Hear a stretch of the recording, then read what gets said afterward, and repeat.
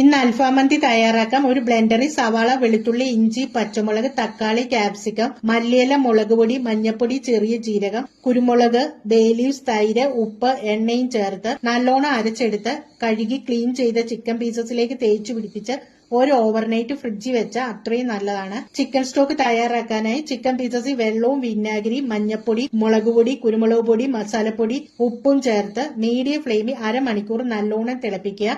4 glass വെള്ളം വെച്ച് 2 glass വെള്ളം ആക്കുക. ഒരു പാത്രം ഗ്യാസ് സ്റ്റോപ്പിൽ വെച്ച് 2 ടേബിൾ സ്പൂൺ എണ്ണ ഒഴിച്ച് അരപ്പ് തേച്ച ചിക്കൻ പീസസ് ലോ ഫ്ലെയിമിലും മീഡിയം ഫ്ലെയിമിലും തിരിച്ചും മറിച്ചും ഇട്ട് അടച്ചു വെച്ച് തയ്യാറാക്കണം. റൈസ് തയ്യാറാക്കാനായി എണ്ണ ഒഴിച്ച് കറുവാപ്പട്ട, ചതച്ചെടുത്ത വെളുത്തുള്ളി, ഇഞ്ചി, പച്ചമുളക്, സവാള, ക്യാപ്സിക്കം, തക്കാളിയും ചേർത്ത് ചെറുതായി വഴറ്റി മാഗി ക്യൂബ് പൊടിച്ചതും ഡ്രൈ ലെമണും ആവശ്യത്തിന് വെള്ളവും ഉപ്പും അരിച്ചെടുത്ത ചിക്കൻ സ്റ്റോക്കും ചേർത്ത് തിളയ്ക്കുമ്പോൾ കഴുകി അരമണിക്കൂർ കുതിർത്ത് അരിയും ഇട്ട് അടച്ച് മീഡിയം ഫ്ലെയിമിൽ വേവിച്ചെടുക്കണം.